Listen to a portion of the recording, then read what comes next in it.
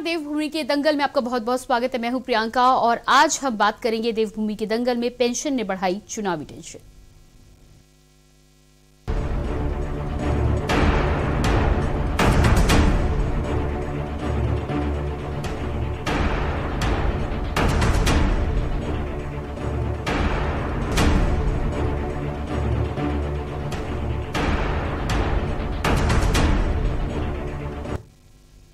उत्तराखंड में विधानसभा चुनाव नजदीक आते ही राज्य का राजनीतिक माहौल ठंड के मौसम में भी गर्म हो जाता है। दरअसल चुनाव को फतेह करने के लिए एक ओर जहां सत्ता पक्ष पूरी ताकत से सत्ता में बने रहने के लिए पूरी ताकत झोंक रहा है, तो वहीं दूसरी ओर विपक्षी दलों ने भी कोई कोर कसर नहीं छोड़ी। मुख्य विपक्षी दल यानी कि कांग्रेस ने सरकार को घेरने के लिए महंगाई और भ्रष्टाचार के खिलाफ अभियान का आगाज करा है, तो वहीं तीसरे विकल्प के रूप में अपनी पूरी ताकत के साथ चुनावी मैदान में उतरी आम आदमी पार्टी भी बीजेपी कांग्रेस की टेंशन बढ़ा रही है। इसी के तहत आप जहां किसानों की आवाज को बुलंद करने के लिए उत्तराखंड में किसान संकल्प यात्रा निकाल रही है, तो वहीं दूसरी ओर दिल्ली के उप मुख्यमंत्री मनीष सिसोदिया भी व्यापारियों से संवाद कर आम आदमी पार्टी के लिए सहयोग मांग रहे हैं। इन सब के बीच सत्ता पक्ष की मुश्किलें नाराज कर्मचारी संगठनों ने भी बढ़ा रखी हैं। दरअसल पुरानी पेंशन की मांग को लेकर सैकड़ों कर्मचारी सड़कों पर आंदोलन कर रहे हैं। साथ ही कई कर्मचारी संगठन आंदोलन के लिए अपने बाहें चढ़ा चुके हैं। कुल मिलाकर सत्ता पक्ष से लेकर कर्मचारियों के आंदोलन ने बीजेपी की टेंशन को बढ़ा दिया है। आज इसी मुद्दे पर चर्चा करेंगे, लेकिन उससे पहले आपको दिखाते हैं एक रिपोर्ट।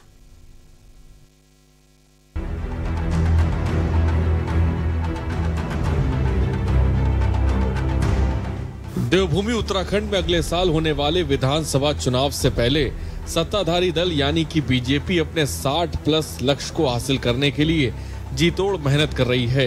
चुनावी तैयारियों के बीच बीजेपी के राष्ट्रीय अध्यक्ष जेपी नड्डा उत्तराखंड के 2 दिवसीय दौरे पर हैं, जहां जेपी नड्डा ने केंद्र और राज्य सरकार के कार्यों की जमकर सराहना की। साथ ही बेहतर सरकार चलाने के लिए नड्डा ने सीएम धामी की भी जमकर पीठ थपथपाई। नड्डा ने रुद्रपुर में बंगाली समुदाय के लोगों के साथ सीधा संवाद किया और इस संवाद के जरिए उन्होंने बंगाली समुदाय के लोगों से बीजेपी की सरकार को दोबारा प्रचंड बहुमत के साथ सत्ता में लाने का अनुरोध किया। मुझे खुशी है कि आज हमारे युवा मुख्यमंत्री आपके सामने खड़े होकर के जब उन्होंने सारी बातें आपके बीच में रखी, क्या क्या उन्होंने यहां उत्तराखंड में बांग्ला समाज के लिए उसको एक रूप पिरोने में, मुख्य धारा शामिल करने में जो योगदान किया है, उसको बंगाल का समाज यहां पर कभी भूलेगा नहीं। ये बात मैं विश्वास के साथ कहता हूं। मंत्रिमंडल की जो बैठक हुई, उस बैठक में हमने कहा कि हम ये प्रस्ताव लाएंगे और इस प्रस्ताव में से हम पूर्वी पाकिस्तान शब्द हटाएंगे तो तमाम प्रकार की अड़चनें अधिकारों गणों के द्वारा भी कही गई। इधर उधर से जो कानून के जानकार हैं, उन्होंने कहा कि नहीं ऐसे हटेगा तो इसमें जो है उसमें अनुसूचित जाति का और तमाम प्रकार के जो लाभ होते हैं वो लाभ नहीं मिल पाएंगे। हमने तय किया, हमने कहा नहीं, इसमें हम विकल्प रहित संकल्प जो हमारा उद्देश्य है, जो हमारा लक्ष्य है कि इसमें कोई विकल्प नहीं आने देंगे। ये पाकिस्तान शब्द हटेगा, वो पाकिस्तान शब्द हट गया।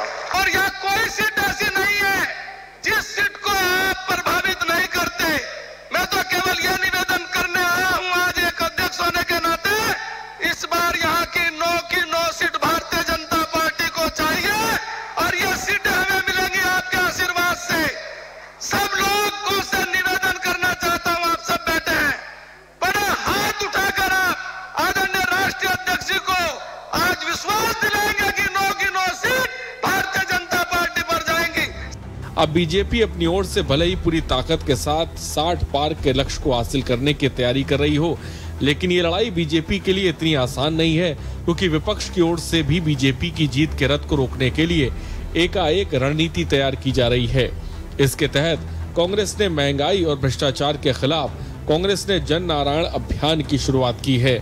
इसके जरिए कांग्रेस जनहित के मुद्दों को उठाकर सरकार को घेर रही है, साथ ही जनता के दिलों में जगह बना रही है। साथ ही कर्मचारियों की लंबित मांगों पर भी सरकार गौर कर रही है, जबकि आम आदमी पार्टी रोजगार गारंटी यात्रा, किसान संकल्प यात्रा निकालकर जनता से पार्टी की जीत का आशीर्वाद मांग रही है। इन सब के बीच दिल्ली के उप मुख्यमंत्री मनीष सिसोदिया भी उत्तराखंड के 2 दिवसीय दौरे पर हैं, जहां उन्होंने व्यापारियों के साथ सीधा संवाद किया, जिसमें उन्होंने केजरीवाल मॉडल की जमकर खूबियां बताई। वहीं पुरानी पेंशन बहाल करने की मांग को लेकर सैकड़ों कर्मचारी सड़कों पर उतरकर सरकार के खिलाफ मोर्चा खोल रहे हैं, जिससे सरकार की मुश्किलें बढ़ गई हैं। यहाँ विधानसभा में प्रस्ताव पारित करके केंद्र सरकार से अनुरोध करेंगे कि इस सवाल पर वो विचार करें, और साथ साथ हम एक कमेटी एक्सपर्ट्स की बना करके उसको ये जिम्मेदारी सौंपेंगे कि स्थानीय आधार पर राज्य के स्तर पर हम कैसे कुछ रिलीफ क्या इस मामले में दे सकते हैं, कुछ कदम उठा सकते हैं। हम उसका भी संभावना का भी अध्ययन करेंगे। और जो ओल्ड पेंशनर्स हैं जिनको गोल्डन कार्ड दिया गया है और उसके नाम पर जो उनसे पैसा लूटा जा रहा है, हम उसको तत्काल बंद करेंगे। और उसके बाद जो उनका पुराना पैसा है उनसे बातचीत करके उसको कैसे एडजस्ट किया जा सकता है, उस प्रश्न पर भी कोई सॉल्यूशन निकालें। इतनी संभावनाएं हैं कि व्यापारी बहुत तरक्की कर सकता है यहाँ का, और उसके माध्यम से एक आम आदमी की खूब तरक्की हो सकती है।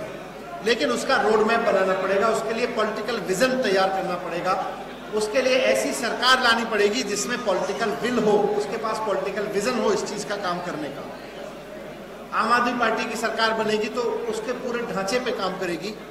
जिस तरह से दिल्ली में पिछले 6-7 साल में काम करके व्यापारियों से चर्चा कर करके, अलग अलग सेक्टर के व्यापारियों से चर्चा कर करके दिल्ली का जो GSDP है वो बहुत मेहनत करके 11 से 12% पहुंचाया है। पंजाब में कांग्रेस की सरकार है, राजस्थान में कांग्रेस की सरकार है।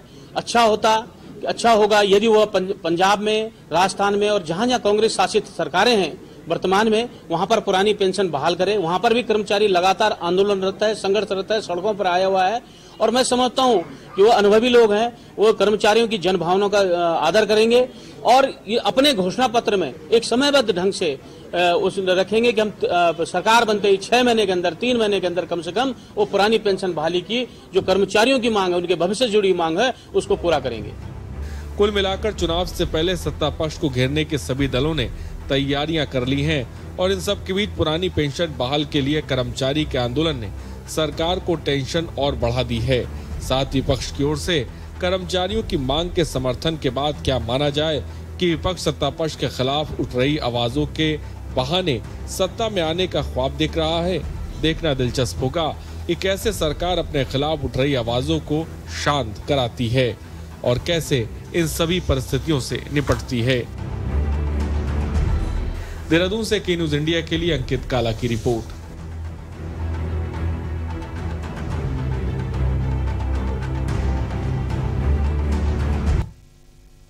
तो ये तो आपने देखा रिपोर्ट के माध्यम से कि किस तरह से विपक्षी पार्टियां लगातार सरकार को घेरने में लगी हुई हैं और एक तरफ सरकार जहां 60+ की उम्मीद से आगे बढ़ रही है। राष्ट्रीय अध्यक्ष जेपी नड्डा इन दिनों उत्तराखंड के दौरे पर है। साथ ही साथ यदि आम आदमी पार्टी की बात की जाए तो डिप्टी सीएम मनीष सिसोदिया भी वहीं पर चुनावी माहौल को गर्म करने में लगे हुए हैं। इन सब के बीच भाजपा के लिए जो सबसे परेशानी वाली बात बढ़ा रहे हैं वो है राज्य के कर्मचारी, जो पुरानी पेंशन को लेकर लगातार अपनी मांग को प्रखर कर रहे हैं। इसी मुद्दे पर आज हम विशेष तौर पर चर्चा करेंगे और क्या कुछ रूपरेखा है, क्या पुरानी पेंशन से वाकई लोगों का ज्यादा भला होगा, क्या कहीं ना कहीं भाजपा की नई पेंशन की जो स्कीम है वो उनको घाटे में ला सकती है आगामी चुनाव में। इन तमाम मुद्दों पर हम चर्चा करेंगे। चर्चा करने के लिए मेरे साथ एक पैनल जुड़ेगा। सबसे पहले आपका तारुफ करा देती हूँ। सीमा डोरा, प्रदेश प्रवक्ता भाजपा से हमारे साथ जुड़ी है, बहुत बहुत स्वागत है आपका। इसके अलावा सुजाता पॉल, प्रदेश प्रवक्ता कांग्रेस से हमारे साथ है, आपका भी बहुत बहुत स्वागत है मैम। सीताराम पोखरियाल, प्रदेश महासचिव NOPRUF हमारे साथ हैं, आपका भी बहुत बहुत स्वागत है। जय सिंह रावत, वरिष्ठ पत्रकार हमारे साथ हैं, स्वागत है आपका। और इसके अलावा रविंद्र आनंद, प्रदेश प्रवक्ता आम आदमी पार्टी से हमारे साथ हैं, आपका भी बहुत बहुत स्वागत है कार्यक्रम में। सबसे पहले भाजपा से ही शुरुआत करूंगी। सीमा जी, आपके पास ही आऊंगी। जिस तरह से हम बात कर रहे हैं उत्तराखंड की, यदि हम बात करें तो चुनाव बहुत ही नजदीक है, तमाम पार्टियां अपना काम कर रही हैं। विपक्ष की बात करें, कांग्रेस की बात करें, आम आदमी पार्टी की बात करें, लेकिन इन दोनों पार्टी के साथ ही साथ एक और दूसरी तरह की परेशानी जो भाजपा के लिए बढ़कर सामने आ रही है, कहीं ना कहीं पुरानी पेंशन को लेकर लंबे समय से बात चली आ रही है और अब ये बात सड़कों तक पहुंच गई है। कर्मचारियों की जो मांग है उससे लंबे समय तक यदि अनदेखा किया गया तो आपको नहीं लगता कि आगामी चुनाव में कहीं ना कहीं इसका गहरा झटका भी भाजपा को लग सकता है? क्या लगता है आपको, क्या इस पर विचार करना चाहिए? जो कोरोना के कारण दब गई थी, लेकिन धीरे धीरे सभी चीजों का सोल्यूशन हो रहा है। और रही ये वाली पेंशन वाली प्रॉब्लम, तो यहाँ पर भी बातचीत से मुद्दा सुलझेगा, समय लगेगा। जी, मेरा पूछना यहाँ पर यह है, मेरा सवाल यहाँ पर यह है कि पुरानी पेंशन को लेकर जो तमाम कर्मचारी मांग कर रहे हैं, यदि वो मांग कर रहे हैं तो उनकी मांग के पीछे कोई ना कोई ठोस कारण होगा जिसकी वजह से वो पुरानी पेंशन चाहते हैं। जिस तरह से कांग्रेस के पूर्व मुख्यमंत्री हरीश रावत का भी साफ तौर पर कहना है कि गोल्डन कार्ड के जरिए बुजुर्गों से पैसे ऐंठे जा रहे हैं, तो इस पर क्या कहना है आपका? जी, उनका तो आदत है सब पहले, क्योंकि ये उनका काम रहा है, भ्रष्टाचार फैलाना और उन्होंने लूटना लोगों को, यही तो दिखाया गया था। जब उनकी आदत है, उनको वैसे ही लगता ना, कहते हैं आपका आंख चश्मा काला पहना हो। ठीक है, आप उनकी तो बात क्या देंगे, उनका तो ये माना जा सकता है, लेकिन जो तमाम कर्मचारी मांग कर रहे हैं, क्या उनकी मांग पर विचार करना सरकार का दायित्व नहीं बनता? नहीं, मैं आपको यही तो कह रही हूँ कि हमने बहुत सारी प्रॉब्लम सुलझाई है और धीरे धीरे ये भी सुलझ जाएगी समय आने। जी बिल्कुल। सुजाता जी, क्या कहना है आपका इस पर? जो सीमा जी का साफ कहना है, सीमा जी ने साफ कहा है कि कांग्रेस का तो काम ही है हर बात का बतंगड़ बनाना, आपका क्या कहना है इस पर? पहली बात तो ये है कि सरकार में जो होता है उसका काम होता है व्यवस्थाओं को ठीक करना, बहाने ढूंढना नहीं। कोरोना अगर आया तो कोरोना में और अधिक पैसा खर्च होना मालूम है। एक आरटीआई के जरिए ये पता चला है कि सरकार ने कोरोना के दौरान पैसा खर्च किया है।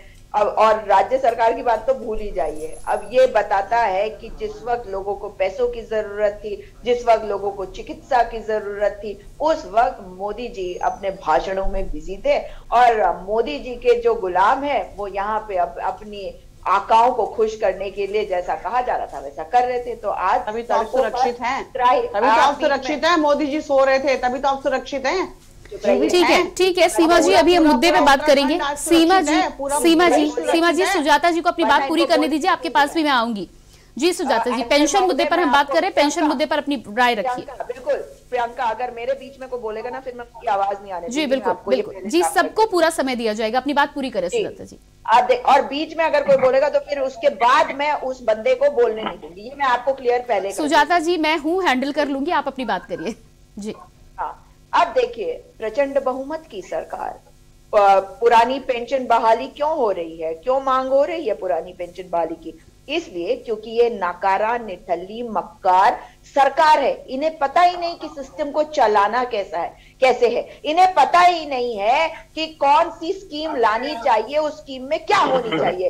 और पुरानी पेंशन बहाली को लेकर अभी कुछ दिन पहले ही हमारे पूरे प्रदेश से लोग आए थे और ये सरकारी कर्मचारी है, इनके बिना तो सरकार नहीं चल सकती, आप समझ सकती हैं इस बात को।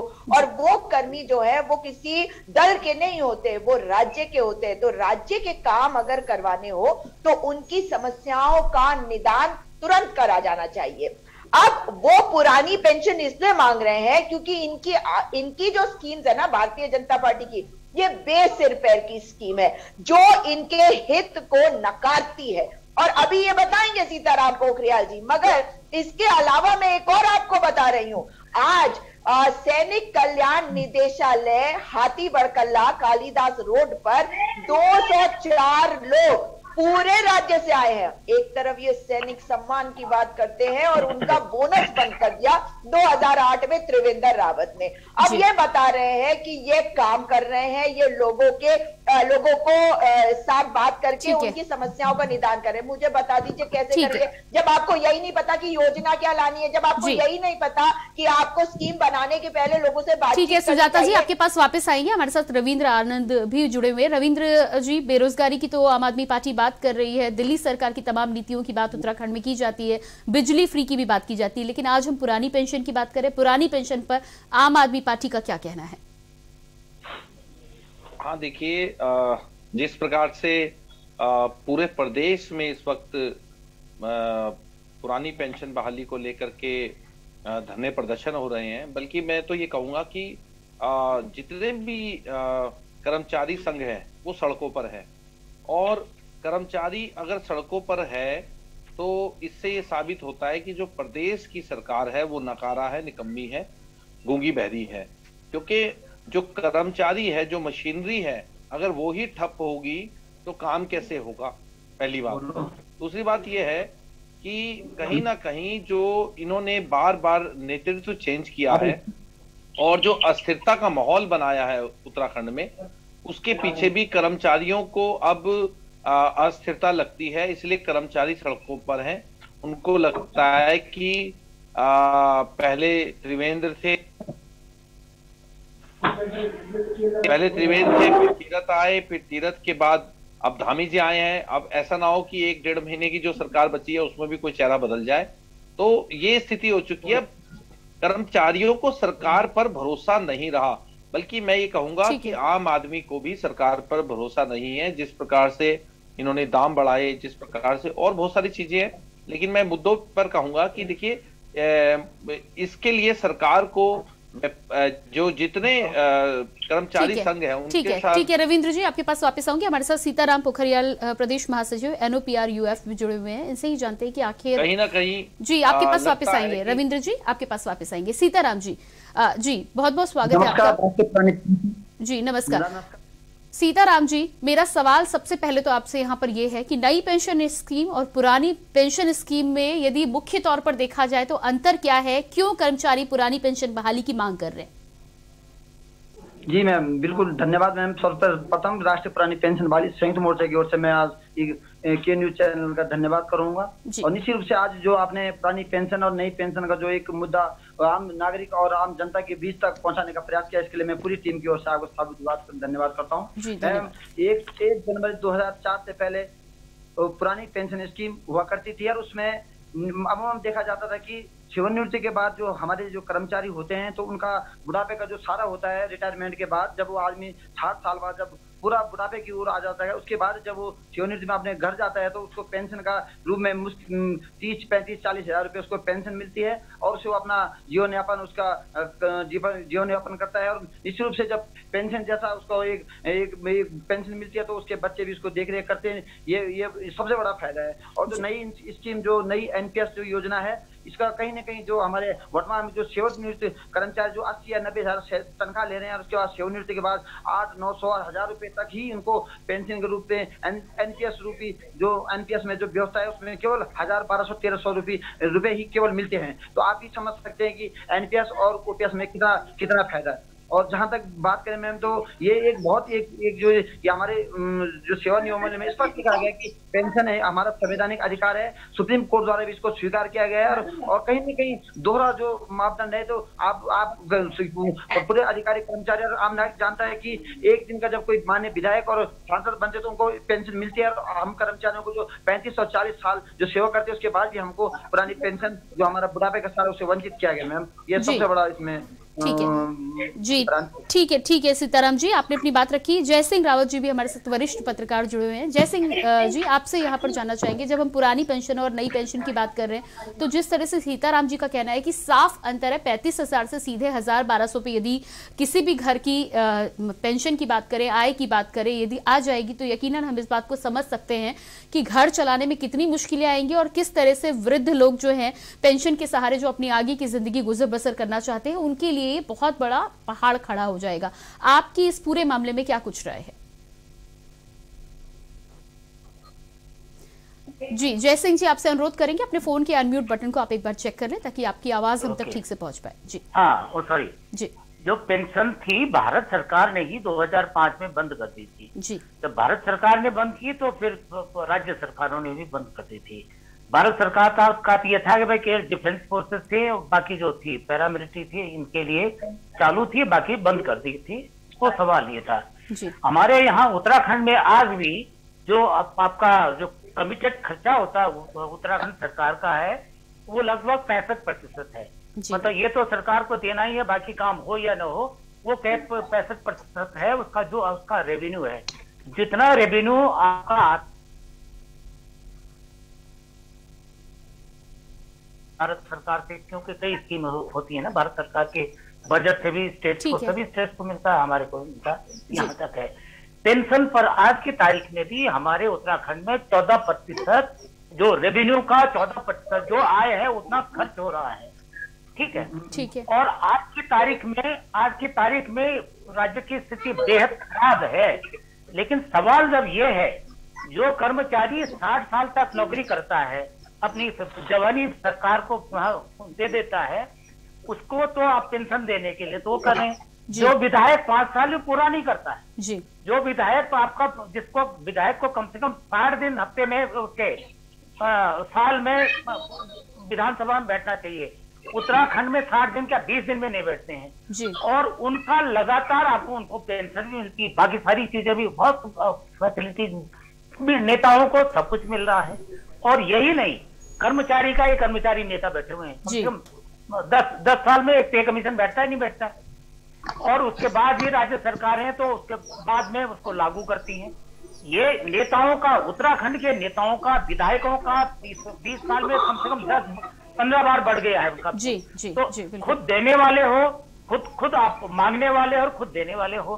तो ये जो यहाँ का जो राजनीतिक नेतृत्व है, जो राजनीतिक चरित्र है, जो राजनीतिक आपका संस्कृति जी है, बिल्कुल, कहीं ना कहीं हर तबके का उसी तरह ध्यान रखा जाना चाहिए जिस तरह से राजनीतिज्ञ अपना रखते हैं। बिल्कुल जय सिंह जी, एक छोटे से ब्रेक के लिए हमें यहाँ पर रुकना होगा। आप सभी से अनुरोध है बने रहिएगा हमारे साथ। तो आज हम देवभूमि के दंगल में पुरानी पेंशन और नई पेंशन की बात कर रहे हैं, खासतौर से राज्य के तमाम कर्मचारी जिस तरह से सड़कों पर उतरे पुरानी पेंशन बहाली को लेकर। ऐसे में भाजपा के लिए जरूर ये टेढ़ी खीर साबित हो सकता है, क्योंकि अभी तक इस मुद्दे पर भाजपा के द्वारा ना ही कोई आश्वासन दिया गया है, न इस मुद्दे पर सोच विचार किया जा रहा है। देखना यह होगा कि किस तरह से चुनावी नैया इस पेंशन के मुद्दे के साथ पार लगती है। इस पर बातचीत करेंगे, लेकिन अभी रुकते हैं एक छोटे से ब्रेक के लिए।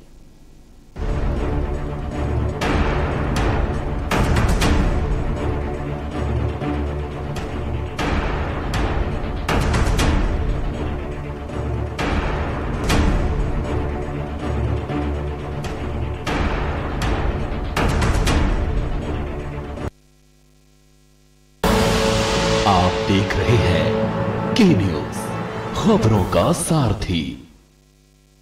जुबान के लिए उड़ चला गैरों की ज़मीं पर, खुशबू अपने पन की ढूंढता। और दूर कितना भी जा, इस जुबान से दूर ना जा पाओगे। बोलो जुबान केसरी।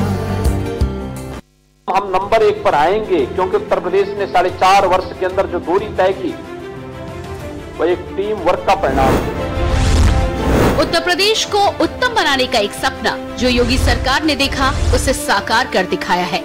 युवा हो या महिला या किसान, यूपी के बदलाव को हर प्रदेशवासी महसूस कर रहा है। यहाँ के गरीब को, यहाँ के किसान को, यहाँ के नौजवान को, यहाँ की महिलाओं को सबकी योजना से जोड़ने का कार्य प्रदेश के अंदर हुआ। बदलाव के 4.5 साल में पीएम आवास योजना से 42 लाख से अधिक आवासों का निर्माण, हर घर बिजली योजना से 1.41 करोड़ घरों तक बिजली पहुंचाई, 30,000 ग्राम पंचायतों में शुद्ध पेयजल योजना से पीने का साफ पानी, 3 करोड़ 25 लाख लोगों को उज्ज्वला योजना से गैस कनेक्शन का लाभ मिला। खाना बनाने में कोई दिक्कत नहीं है, मेरे धुआं से भी बच जाती है। ओडीओपी योजना से जीवन में खुशहाली आई, निशुल्क राशन और टीके से बेहतर स्वास्थ्य का लाभ मिला, लाभार्थियों के खाते में सीधा भुगतान कर भ्रष्टाचार पर लगाम कसी गई। बदलाव की नीयत से माननीय मुख्यमंत्री श्री योगी आदित्यनाथ जी ने प्रदेश के सुनहरे भविष्य की परिकल्पना को धरातल पर साकार किया।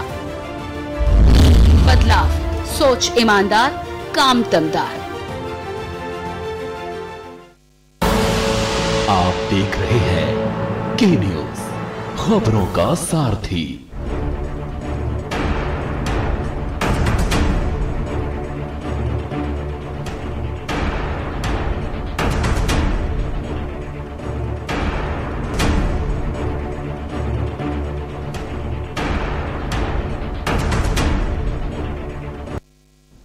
ब्रेक के बाद स्वागत है आपका। बात कर रहे हैं हम लगातार पेंशन ने बढ़ाई चुनावी टेंशन, इसी पर हम चर्चा कर रहे हैं। हमारे साथ पैनल में तमाम लोग मौजूद हैं। सीमा डोरा जी प्रदेश प्रवक्ता भाजपा से, सुजाता पॉल कांग्रेस से, सीताराम पोखरियाल प्रदेश महासचिव NUPR-UF, जय सिंह रावत वरिष्ठ पत्रकार, इसके अलावा रविंद्र आनंद प्रदेश प्रवक्ता आम आदमी पार्टी से हमारे साथ जुड़े हुए हैं। बातचीत हम लगातार कर रहे हैं। सीमा जी, इससे पहले मैं किसी और से बातचीत करूँ, सबसे पहले आपके पास आऊंगी। जिस तरह से जय सिंह रावत जी का कहना है, बहुत सारी सरकार की कई स्कीमें होती हैं, उस सरकार को तमाम चीजों पर विचार विमर्श करना होता है। लेकिन जिस तरह से जिस मुद्दे को यहाँ पर जय सिंह जी ने उठाया है साफ तौर पर कि राजनीति के जब अपने भविष्य के बारे में सोचते हैं, 5 साल विधायक या सांसद रहते हैं और उसके बाद पेंशन की यदि बात की जाए तो पेंशन आजीवन वहां पर रहती है और पेंशन को जिस तरह से बढ़ाने की भी बात हुई है समय समय पर, उसमें इजाफा भी किया गया है। यदि कर्मचारियों की हम साफ तौर पर बात करें तो 2005 के बाद भारत सरकार ने जिस तरह से ऐलान किया था, इस पूरे मुद्दे पर भी यदि पेंशन की स्कीम को लोगों के सामने लागू करना था तो कहीं ना कहीं इसका एक पूरी प्लानिंग होनी चाहिए। आम आदमी कर्मचारियों को भी समय दिया जाना चाहिए। कायदे से तो ये होना चाहिए कि 2005 के बाद समय देने के बाद जो नई ज्वाइनिंग हो रही है, आप भले ही उनके सामने ये ऑप्शन रखा जा सकता था कि पेंशन यहां इसके आगे नहीं दी जाएगी, उसके बाद उनकी चॉइस थी, वो सरकारी नौकरी में आना चाहे या ना आना चाहे उनकी चॉइस थी। लेकिन जो इंसान सरकार को अपनी सेवाएं दे चुका है, अपनी जिंदगी की 10 साल 20 साल नौकरी कर चुका है, उसे आधार में लाकर इस तरह लटका देना ये कहीं ना कहीं गलत क्या आपको भी लगता है? और शायद यही वजह है कि तमाम कर्मचारी सड़क पर प्रदर्शन करते हुए नजर आ रहे हैं। क्या कहना है आपका? यदि राजनीति के अपने भविष्य के बारे में सोचते हैं तो कर्मचारियों के भविष्य के बारे में भी उन्हें उसी तरह सोचना चाहिए। ये दोहरा मापदंड क्यों? देखिए, जैसे 2004 तक तो इनको पेंशन मिलती थी, 2005 से बंद हुई जाती है जी। लेकिन तो, सीमा जी, आप 2005 से एकदम से बंद कर देंगी तो लोगों को तकलीफें होंगी। हाँ, तो 2005 से आज तक 2021 तक लोग चुपते थे। आज अचानक क्यों इतनी भीड़ इकट्ठी हो गई? आज अचानक क्यों इलेक्शन के टाइम ही सबके सब बोलने लग गए? ये तो एक लंबी लड़ाई थी ना। सीमा जी चुप कोई नहीं होता है। सब कुछ क्यों? जी सीमा जी, चुप कोई नहीं होता है। लोगों के मुद्दे सामने आने में समय लग जाता है। इंसान अपनी बात कहता है, बात कहते कहते लोगों को सालों लग जाते हैं। भारत देश में हम समझ सकते हैं कि एक समस्या सुलझाने में ना जाने कितने साल लगते हैं। कुल मिलाकर यहाँ पर सवाल यही है कि क्या सरकार को विचार नहीं करना चाहिए जो कर्मचारी सड़क पर हैं? देखिए, सरकार ने बहुत अच्छे काम करे और आगे भी कर रही है पूरे देश को बचाने के लिए। कहाँ सुरक्षा की तरफ कितना ध्यान दिया, कहा ना सरकार ने आम लोगों के लिए, स्वास्थ्य के लिए कितना ध्यान दिया, शिक्षा के लिए कितना ध्यान दिया। रविंद्र जी, मुझे बोलने दीजिए, आपको टाइम मिल जाएगा, आपके टाइम में नहीं बोल। जी सीमा जी अपनी बात पूरी करें। रविंद्र जी आपके पास में आऊंगी। सीमा जी को अपनी बात पूरी कर लीजिए जी। तो जब हर चीज के लिए सरकार ने अपना इतना ध्यान दिया है और हर जगह पूरी तरह से लोगों की सुरक्षा की तरफ देख रही है, तो इनकी तरफ भी देखेगी डेफिनेटली। लेकिन इलेक्शन के टाइम इस तरीके से उठना मुझे नहीं लगता कि ठीक है। आगे पीछे बोला जा सकता था, लेकिन अगर इलेक्शन के टाइम भी इन्होंने कहा है तो हमारी सरकार जरूर इन पर भी गौर करेगी। बाकी आप ये नहीं कह सकते हमारी सरकार ने बहुत कुछ किया, आम आदमी पार्टी, आप तो बिल्कुल मत बोलिए। आपने तो ठीक है सीमा जी, बहुत कुछ किया है, उसकी चर्चा हम अलग से करते हैं। आज हम पेंशन के बारे में बात है। जी रविंद्र जी अपनी बात रखें आप। देखिए मैडम, सबसे पहले तो मेरा ये कहना है कि सीमा जी को इस पूरे मुद्दे की जानकारी ही नहीं है। वो इस मुद्दे पर बात ही नहीं कर रही हैं। वो कभी दिल्ली चली जाती हैं, कभी रक्षा की बात करती हैं, कभी अपनी सरकार के काम गिनवाने लगती हैं। वो इस मुद्दे से, जैसे ही आप इस मुद्दे पर उनसे कुछ पूछते हैं तो वो वहां से भाग जाती हैं। तो मेरा ये कहना है कि जब बीजेपी की प्रवक्ता को इसकी जानकारी ही नहीं है तो सरकार क्या करेगी? मतलब इनको यही नहीं पता है कि इतने सालों से संघर्षरत हमारे कर्मचारी संघ जो है, जब से इनकी अभी जो सरकार बनी है 5 साल से सड़कों पर ही है। इनको यही नहीं पता। और इससे पहले भी जो सरकार रही कांग्रेस की, उसमें भी वो भूख हड़ताल पे बैठे और संघर्ष करते रहे। जय सिंह रावत जी बहुत वरिष्ठ पत्रकार हैं, मेरे ख्याल से मेरी बात से सहमत होंगे। लेकिन मेरा ये कहना है कि जब आप डिबेट में आए तो कम से कम मुद्दे की पूरी जानकारी लेके आए, जिससे कि आपको कम से कम मुद्दे में सीधा बैठा जाए। रविंद्र जी पर्सनल हम नहीं जाएंगे। रविंद्र जी ठीक है सीमा जी चुप हो जाइए, मैं बात कर रही हूँ जी। रविंद्र जी पर्सनल हम नहीं जाएंगे, हम पेंशन के मुद्दे पे बात कर रहे हैं, जनता के हित के लिए बात कर रहे हैं। बेहतर होगा कि हम उसी विषय पर बातचीत करें। आप अपनी बात रखें लेकिन पर्सनल ना जाए जी। बिल्कुल, मेरा ये कहना है कि देखिए ये जो मामला है बहुत संगीन है, क्योंकि एक कर्मचारी जो सालों तक 30 साल 25 साल 30 साल नौकरी करता है, उसके बाद जब वो वहां से रिटायर होता है तो उसका जो भविष्य है, उसका जो वृद्धावस्था है, वो बिल्कुल सिक्योर होनी चाहिए और सरकार को इस पर बिल्कुल काम करना चाहिए। लेकिन सरकार ने 5 साल सिर्फ जुमले और वायदों में बिता दिए। मुझे लगता है कि जो कर्मचारी हैं वो इस बार अच्छे से सबक सिखाने के लिए बीजेपी को तैयार बैठे हैं। और एक यही सरकार ऐसी है कि लेकिन रविंद्र जी मेरा अगला सवाल यहाँ पर ये कि जिस तरह से कांग्रेस साफ कहती हुई नजर आ रही है कि यदि कांग्रेस की सरकार आती है, सत्ता में कांग्रेस आती है, तो सीधी तौर पर पुरानी पेंशन को बहाल करेगी। आम आदमी पार्टी के द्वारा इस तरह का कोई वादा नहीं किया जा रहा, आपका क्या कहना है इस पर, क्या स्टैंड है आपका? देखिए, हमारा ये साफ कहना है कि अगर कर्मचारी संघ से वार्ता करके अगर हमारी सरकार आती है तो हम इसको बहाल तो करेंगे ही, लेकिन कम से कम उनसे बात तो की जाए। अभी तो सरकार उनसे बात ही नहीं करना चाहती है। हम तो बहाल कर ही देंगे अगर हमारी सरकार आई, लेकिन जो वर्तमान सरकार है उनको कम से कम बात तो करनी चाहिए।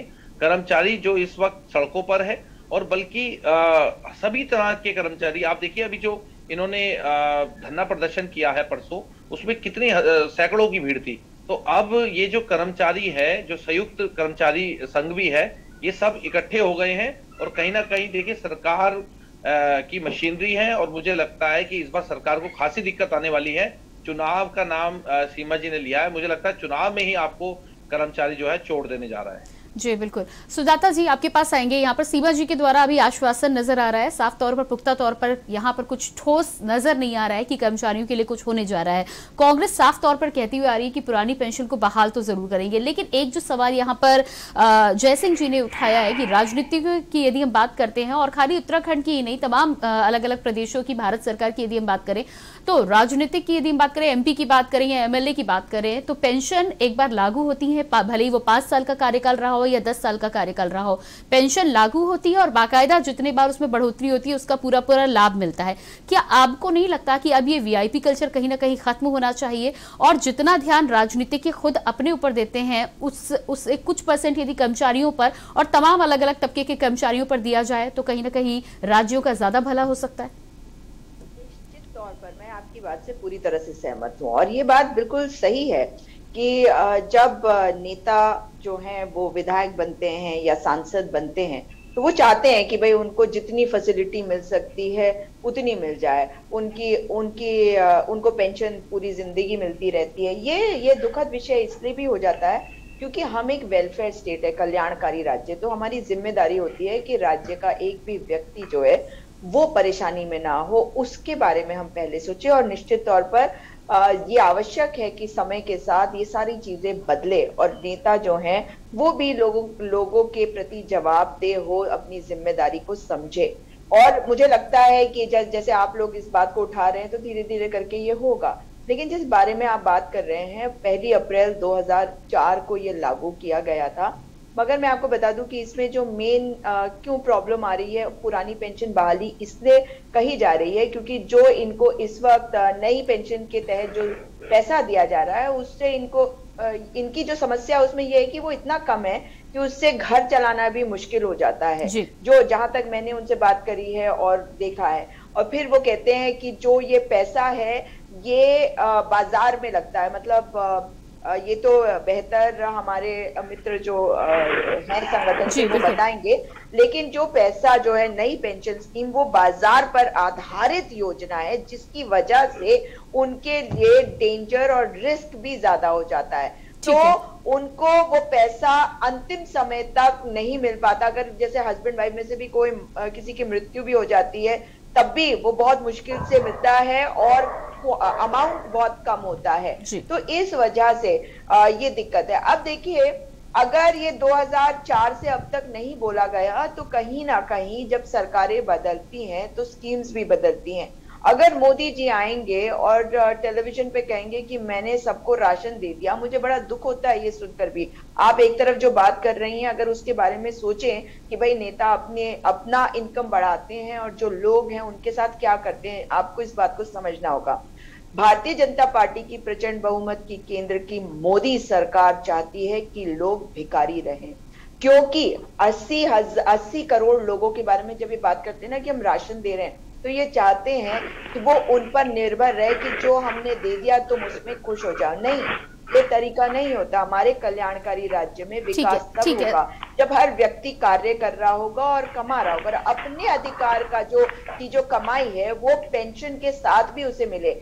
और आखिरी बात कह रही हूँ कि कोरोना के पहले स्थिति कुछ और थी और कोरोना के बाद स्थिति बिल्कुल बदल गई है, जबकि ये वाली मांग पहले भी उठ रही थी। तो ये भी समझिए कि अगर आप रोजगार नहीं दे पाए तो कम से कम इस वक्त पेंशन वाली स्कीम में जो कमियां हैं उसके बारे में आप क्या कर रहे हैं, इसका रोड मैप क्या मोदी सरकार के पास है? केंद्र की स्कीम की अगर बात करें, राज्य सरकार की अगर बात करें तो राज्य सरकार वार्ता भी नहीं कर सकती। ठीक है सुजाता जी, आपके पास, ठीक है सुजाता जी आपके पास वापस आऊंगी। सीताराम जी, यहाँ पर मेरा सवाल आपसे ये है कि जिस तरह से 2004 में ऐलान किया गया, 2004 से बंद की गई, मेरा सवाल ये है कि भाजपा की सरकार अब है, उत्तराखंड में पहले कांग्रेस की सरकार रही थी, कब से आप अपनी बात मुखर कर रहे हैं और क्या पिछली सरकारों में कोई आश्वासन मिला था, कुछ कार्रवाई हुई थी, क्यों अभी तक सड़क पर रहना पड़ रहा है आपको और कितने लंबे समय से प्रदर्शन चल रहा है आपका? बिल्कुल मैम, धन्यवाद, आपने हमारी बात पे पुनः आवाज उठाने की बात की। मैं निश्चित रूप से आपके माध्यम से मैं अवगत कराना चाहूंगा कि उत्तराखंड में अभी 70 विधायक में से हमने प्रत्येक विधायक को व्यक्तिगत रूप से 4 या 5 बार मुलाकात की और उनसे ज्ञापन के बाद माननीय मुख्यमंत्री जी को भी उनकी तरफ से पत्र भिजवाए। माननीय मंत्रीगण चाहे पुरानी सरकार में, इससे पहले इसी सरकार में 3 मुख्यमंत्री बन चुके हैं, चाहे हमारे त्रिवेंद्र रावत जी हो, चाहे तीरथ सिंह रावत जी हो, चाहे हमारे आदरणीय पुष्कर धामी जी, तीनों माननीय मुख्यमंत्रीगणों से हम मुलाकात हुई।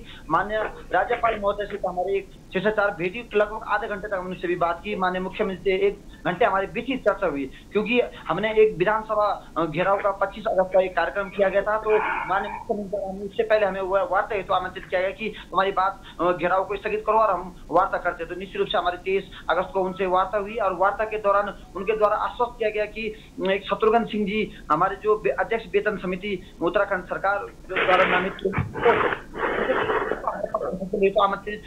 हमको उनको अधिकृत किया गया और उनके द्वारा हमें 27 अगस्त को 27 सितंबर को हमारी बात उनके वेतन समिति शत्रुघ्न सिंह जी के साथ वार्ता हुई। लगभग हमारे 2 घंटे उनसे चर्चा वार्ता हुई, पूरा तथ्यात्मक हमने उनको अपने पक्ष प्रस्तुत किया गया। निश्चित रूप से 1 जनवरी 2004 को पूरे देश में पुरानी पेंशन व्यवस्था को इसी भारतीय जनता पार्टी द्वारा बंद किया गया था और लगातार कभी किसी राज्य में 2004 में, किसी में 5 में, किसी में 6 में, किसी में 7 में, किसी में 12 तक भी पुरानी पेंशन को, नई पेंशन व्यवस्था को लागू किया गया। और वर्तमान में एक ऐसा राज्य हमारा पश्चिम बंगाल है जहाँ पे अभी तक पुरानी पेंशन वाली यथावत है, वहाँ पे नई एनपीएस योजना लागू नहीं है। तो मैं यही कहना चाहूंगा आपके माध्यम से, आज ये हमारे जितने भी जनप्रतिनिधि गण बैठे हुए, चाहे अभी वर्तमान सरकार के हो, चाहे पूजा कांग्रेस सरकार के हो, चाहे आप पार्टी को, तो मैं आप तीनों पार्टियों से अनुरोध करूंगा, जिस तरह कांग्रेस पार्टी के अगर हम इसको करना चाहें तो निश्चित रूप से अगर करना चाह रहे तो हमारे राष्ट्रीय अध्यक्ष श्री पीपी सिंह रावत जी, पूरे देश में इनका एक जन आंदोलन चल रहा है, तो आप राजस्थान और जहाँ पंजाब, जहाँ हमारी कांग्रेस सरकार वहाँ पे करें। केजरीवाल जी ने एक हमारा एक बहुत बड़ा हमारे वहाँ पे एक कार्यक्रम हुआ था दिल्ली में, और वहाँ पे केवल केजरीवाल जी आए और उन्होंने कहा कि मैं पुरानी पेंशन दे दूंगा, घोषणा कर दिया। उसके बाद आज तक भी वो घोषणा के रह गए। तो कहीं ना कहीं एक छलावा जो हमारे साथ कर्मचारियों के साथ किया जा रहा है, ये हम कहीं ठगे से महसूस हो रहे हैं, क्योंकि कर्मचारी तो अपना 24 घंटे, आप देखेंगे अभी हम भी कार्यालयों में तो हम 7 या 8 बजे तक हम पूरा लगे रहेंगे। और आपने देखा हो कोरोना काल में जहाँ हमारे आज मान्य विधायक और मंत्रीगण अपने घरों में बैठ के कोरोना का अपडेट ले रहे थे, वहीं हमारे कर्मचारी अपने सड़कों में, अपने हॉस्पिटलों में और सड़कों में मैंने अपनी जान हथेली में लेके कोरोना की जंग से लड़ रहे थे। और कई हमारे ऐसे भी कर्मचारी हुए जो बेचारे इस कोरोना की बलि को चढ़ गए। तो कहीं ना कहीं आप देखने वाली बात है कि 30 और 40 ठीक है सीताराम जी, ठीक है, आपके पास आती हूँ। जय सिंह जी आपके पास आऊंगी। इस विषय पर जिस तरह से आप गहरी समझ रखते हैं, मैं आपसे यहाँ पर समझना चाहती हूँ, सरकार के तमाम दायित्वों की यहाँ पर आपने जिक्र किया, वो बात भी बिल्कुल ठीक है कि सरकार यदि चलानी है तो तमाम दायित्वों का निर्वहन करना होगा और वो सरकार की अपनी रूपरेखा होगी कि किस तरह से किया जाएगा। लेकिन जिस तरह से यहाँ पर पेंशन की मात्रा की बात की जा रही है या कितनी कम पेंशन की हम बात कर रहे हैं, जितनी कम पेंशन यहाँ पर सीताराम जी बता रहे हैं, उतनी कम पेंशन में आजकल के समय में गुजारा होना मुश्किल है। ये महंगाई के दौर में हम सभी जान सकते हैं। ऐसे भी ये पेंशन 2004 से लागू की गई, 2005 से लागू की गई, इस बात से कोई फर्क नहीं पड़ता। बड़ी समस्या यहाँ पर यह है कि महंगाई के समय में यदि एक पेंशनर को जो अपनी पूरी जिंदगी एक अच्छे लेवल पर बिताता हुआ आया है, यदि सैलरी किसी की 70-80 हजार रही हो तो लाइफ स्टैंडर्ड या उसकी बेसिक जरूरतों के बारे में हम समझ सकते हैं। एकदम से वो 70-80 हजार घट के यदि 1200-1300-2000 के करीब पहुंच जाती है, तो आप बताइए क्या ये न्याय है और क्या इस तरह से पेंशन स्कीम को लागू किया जाना चाहिए? देखिए, मैंने पहले भी कहा है कि उत्तराखंड की जो वित्तीय स्थिति है बेहद चिंताजनक है। आप समझ रहे हैं ना, ये जो मैंने बताया कमिटेड जो खर्चे हैं सैलरी पेंशन में ही आपके 28,000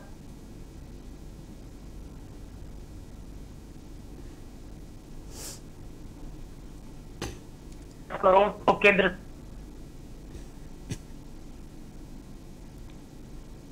फिर आप जानते हैं फाइनेंस कमीशन जो होता है, वित्त आयोग से भी कुछ पैसा मिलता कुल। जय सिंह जी, आपकी आवाज हम तक ठीक से नहीं पहुंच पा रही। अपने फोन के बटन को आप एक बार चेक करें। जी मैम,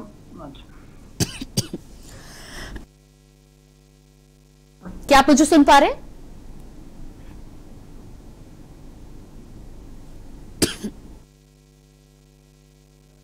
जी मैम, को पेंशन देने का, सरकार का वो करने का, तो 5,000 करोड़ का अनुपूरक बजट आ गया, सप्लीमेंट्री बजट आ गया। अब ये लोगों को कहां से आएगा? कर्ज लेंगे। हिमाचल प्रदेश को कितने साल हुए? 50 साल हो गए बने हुए। उन पर कितना कर्ज है? 55,000 करोड़ का। हमको कितने साल हुए? अभी 21 साल हुए। हम पर कितना है? अब ये पोखरियाल जी जानते हैं, 70,000 करोड़ के आसपास। लेकिन सवाल यह है कि डिस्क्रिमिनेशन क्यों है उस कर्मचारी के साथ? तो आप कहते हैं कि हमारे पास पैसा नहीं है, और जो आपने आजकल चुनावों में सौगातों की बौछार लगा दी। जी बिल्कुल जय सिंह जी, बड़ा सवाल यही है, मेरा बड़ा सवाल यही है कि सरकार के पास जिस तरह से आप कह रहे हैं कि लिमिटेड धन है, तो लिमिटेड धन को सुनियोजित तरीके से खर्च भी किया जाना चाहिए ना। हाँ, अब कर्मचारियों को देने के लिए रो रहे हैं, और अपने लिए जहां तहां चुनाव में तुम भी ले लो, तुम भी ले लो। अरे उत्तराखंड ही ले लो, जैसे आपने सुना होगा ना, वो पाउंड ऑफ फ्लैश, मतलब साइलोग का एक डायलॉग है उसमें कि पाउंड ऑफ फ्लैश, मुझे तो 1 पाउंड मांस चाहिए, और वो भी मैं जहां से निकालूं। सब कहां से निकालूं? सब मैं आपके फेफड़े से निकालूंगा। अरे 1 पाउंड निकालेंगे तो मर जाएगा। आज का ये है कि आप हमें वोट दो और उत्तराखंड का पाउंड ऑफ फ्लैश ले लो, कहीं से भी ले लो, कुछ भी ले लो। ये सवाल गैर जिम्मेदारी का है हमारा, जो है कि वोटों के लिए आप कुछ भी करने के लिए तैयार हैं, लेकिन अब कर्मचारी आजकल नहीं मांगे, क्यों? उनको कब मांगेगा जब आप सबको दे रहे हैं? जिन्होंने नहीं भी मांगा उनको भी आपने दे दिया। जहां तहां जा रहे हैं आजकल मुख्यमंत्री जी, और बौछार लगा रहे हैं। वो जो बजट में प्रोविजन नहीं भी है, सबको मालूम है कुछ चीज हो भी नहीं सकती है। अब कितना, 1 महीना भी नहीं रह गया। 1 महीने के बाद तो ये घोषणा कर भी रहे हैं, तो लागू आने वाली जिसकी भी सरकार आएगी वो तब लागू होंगी। तो आप ये है ना, मेरा कहने का मतलब ये भेदभाव क्यों है? विधायकों के साथ अलग व्यवहार है, मंत्रियों के साथ अलग व्यवहार है, उनके खर्चों में, उनकी विलासिता में, उनकी फिजूल खर्ची में कोई वो नहीं है। उनके पेंशन में, मतलब अगर विधायक 2 साल भी काम करता है तो उसको पेंशन हो जाती है। कर्मचारी 40 साल कर्मचारी वो करता है, उसकी जी बिल्कुल जय सिंह जी, बिल्कुल ठीक कहना है आपका जय सिंह जी। जय सिंह जी, पुराने जी जय सिंह पेंशनर है इधर दिखिया शहर में पिछले 80 दिन से वो क्या कहते हैं धरने पर बैठे हुए हैं, वो गोल्डन कार्ड के चक्कर में उनकी पेंशन आपको जी जय सिंह जी मेरा सवाल पहले सुन लीजिए। जी मेरा सवाल यहाँ पर ये है कि जो विधायकों की और एमपीज की हम बात कर रहे हैं, वो आपको भी पता है और हमें भी पता है कि वो फैसले रिवर्स नहीं होने वाले। उन्हें जितनी पेंशन मिलती है, जितनी तय है, वो उन्हें मिलती रहेगी। यहाँ पर सवाल ये है कि किस तरह से, जिस तरह से आप बता रहे हैं कि कुछ 14% खर्च होता है सरकार का, उसको सुनियोजित तरीके से एक तो खर्च किया जाना चाहिए, दूसरी तरीके से चुनाव को लेकर जो तमाम घोषणाएं की जा रही है, 1 महीने के बाद आचार संहिता लागू होगी। यकीनन आपका कहना बिल्कुल ठीक है कि आगामी सरकार किस तरह से करती है, नहीं करती है, क्योंकि नई सरकार जब आएगी तो नई सरकार की अपनी नीतियां होंगी, वो कितना लागू होती है ये किसी को नहीं पता। लेकिन यहाँ पर पुरानी पेंशनर्स की जो बात है, सबसे बड़ी बात, वो जो अपनी मांग उठा रहे हैं, उस मांग पर विचार विमर्श तक नहीं किया जा रहा है। मेरा सवाल यहाँ पर ये है, यदि हम एमपीज और एमएलए की बात करें तो ये हम सबको पता है कि वो रिवर्स नहीं होने वाला, ना वो उनकी पेंशन कम होने वाली है और ना ही उस पर सोचा जाएगा। लेकिन इन परिवारों की जो हम बात कर रहे हैं, ये जो तमाम परिवार उत्तराखंड के सड़कों पर आज उतरे हुए हैं, इन परिवारों के बारे में सोचना भी कहीं ना कहीं सरकार का दायित्व और धर्म होना चाहिए। सरकार तो केवल पॉलिसी बनाती है ना, डिसीजन लेती है। उन जो निर्णय होते हैं सरकार के, उनको धरती पर कौन उतारता है? ब्यूरोक्रेसी उतारती है, कर्मचारी उतारता है, तो उनके बारे में कौन सोचेगा? सरकार तो आती है जाती है ना। जैसे हमारे यहाँ 3 सरकार, तीसरी सरकार चल रही है 5 साल में, तो ये सरकारें आती हैं जाती हैं, लेकिन कर्मचारी तो वहीं रहता है, उसको जिम्मेदारी करनी होती है। हम ये कह रहे हैं, आप ऐसे कहीं ऊपर से चपके हुए हैं कि आप विधायक बन गए, आप मंत्री बन गए। अरे आप उतने पढ़े लिखे, कई तो उतने पढ़े लिखे नहीं जितने हमारे कर्मचारी होते हैं। एक आज 4th क्लास के कर्मचारी के लिए भी कम से कम 10वीं पास चाहिए। हमारे मंत्रियों की क्वालिफिकेशन पूछो आप कितनी है, उनका अनुभव देखो क्या है, तो आप वो भी देखिए ना, मतलब आप। जी बिल्कुल ठीक कहना है आपका। ये कहीं ना कहीं भारत का दुर्भाग्य है, संविधान में इस तरह का कोई क्लॉज नहीं है। यही वजह है कि राजनीति की जब भी हम बात करते हैं तो राजनीति के ना ही कोई एलिजिबिलिटी है ना ही कोई क्राइटेरिया है। बिल्कुल ठीक कहना है आपका। जय सिंह जी जय सिंह जी आपके पास भी आऊंगी। सीताराम जी हमारे साथ लगातार बने हुए हैं। सीताराम जी, लगातार आप अपनी मांगों को लेकर तो सड़कों पर उतर ही रहे, लंबे समय से प्रदर्शन भी किया जा रहा है, लेकिन सरकारें कहीं भी सुनती हुई नजर नहीं आ रही। अब देखना ये होगा कि ये सरकार आपकी सुनती है या आगामी 2022 के चुनाव के बाद जो सरकार फिर से सत्ता पर काबिज होती है, हो सकता है यही सरकार हो या अगली सरकार हो, ये तो अभी कहना मुश्किल है, लेकिन वो सरकार रहेगी, फिर आपको उनके सामने प्रदर्शन करना पड़ेगा। लेकिन यहाँ पर जय सिंह जी जो मुद्दा उठा रहे हैं, कहीं ना कहीं क्या आपको लगता है कि इस मुद्दे को भी आप अपने क्लॉजेस में साथ में जोड़ना चाहेंगे कि एमपी एमएलए की पेंशन जब मिल सकती है और लगातार मिल सकती है तो कर्मचारियों की क्यों नहीं? मैम उनको अगर कर्मचारी खुद, मैं पुनः एक बता रहा हूँ, अवगत करा रहा हूँ मैम कि जब एक दिन के जो विधायक और सांसद उनको उनका अधिकार है, जबकि उनका उनका कोई मतलब अधिकार की बात ही नहीं थी उनको, क्योंकि उनको तो दायित्व जो उनको विधायक और सांसद बनते हैं तो उनका तो एक वो है अपना जनप्रतिनिधि हैं, तो उनको तो इससे कोई मतलब नहीं होता। पुरानी पेंशन पर कर्मचारियों का सेवा का जो एक अंश होता है, जो पूरी सेवा का जो एक अंश होता है वो होता है पेंशन, उसमें हमारा अधिकार है वो, और उस अधिकारों का कहीं न कहीं सरकारों ने लोकतंत्र का जो हनन जो हमारा इस हनन किया है, तो ये 2004 में जो सरकार ने जो किया है उसका आज पूरा देश। ठीक है सीताराम जी, अगला सवाल मेरा ये है कि जिस तरह से आप लगातार प्रदर्शन कर रहे हैं, अभी इस प्रदर्शन के माध्यम से क्या आपको सरकार की तरफ से कुछ बातचीत करने के लिए या विचार विमर्श के लिए कोई न्योता आया है? कुछ बातचीत हुई है आपकी? जी मैम, दो चीजें मैम इसमें कि एक तो शत्रुघ्न सिंह जी जो अध्यक्ष है वेतन विसंगति समिति के, सेवानिवृत्त आईएएस अधिकारी, सीनियर अधिकारी हैं, उन्होंने भी अभी जो हमने उनसे वार्ता की थी, पूरा तथ्यात्मक जो हमने रिपोर्ट ली थी, और तथ्यात्मक में मैम ये अवगत कराएंगे कि सभी मान्यगणों को अवगत कराएंगे कि हमने आरटीआई सूचना अधिकार के तहत से दिल्ली केंद्र सरकार से सूचना प्राप्त की। उसमें उनका स्पष्ट कहना है कि हमने किसी भी राज्य को बाध्य नहीं किया, और राज्य सरकार चाहे तो इसको लागू करे अथवा न करे, हमने उनको बाध्य नहीं किया। और वास्तव में केंद्र सरकार कोई ऐसा निर्देश राज्यों को नहीं था। उसके बाद भी 1 अक्टूबर 2005 को उत्तराखंड सरकार में हमारे पुरानी पेंशन व्यवस्था बंद कर दी गई, और शुरू में हमें इस तरह का प्रलोभन दिया गया कि तुम्हें सेवानिवृत्ति में करोड़ों रुपए मिलेंगे। परंतु आज निश्चित रूप से 2004-05 के बाद आज हम लंबा समय सफर तय करने के बाद आज हम इसे आके हम लगातार संघर्ष के बाद अब पता चल रहा है कि जब हमारे साथ के कुछ लोग जो सेवानिवृत्त हो रहे हैं, तो आज वो इसी स्थिति में आ चुके हैं, 900,000 रुपए, और वास्तव में आज वो उनका जो उनके जो बच्चे भी हैं उनको पूछने तक नहीं जा रहे हैं। कई हमारे ऐसे सेवानिवृत्त हैं कि जो जिन्होंने आत्महत्या तक कर दी 8 या 900 के चक्कर में कि बुढ़ापे में कहाँ जाए, तो ये ऐसी स्थिति हो चुकी है कि दर भटकने की स्थिति हो चुकी है। तो उसी स्थिति को देखते हुए हम लोगों ने सरकार से वार्ताएं की।